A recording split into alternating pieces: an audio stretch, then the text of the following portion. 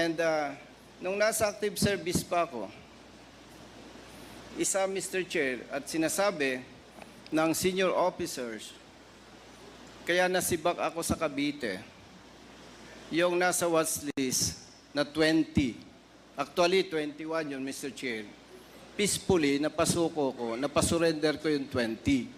And because of that, nasibak ako sa pwesto.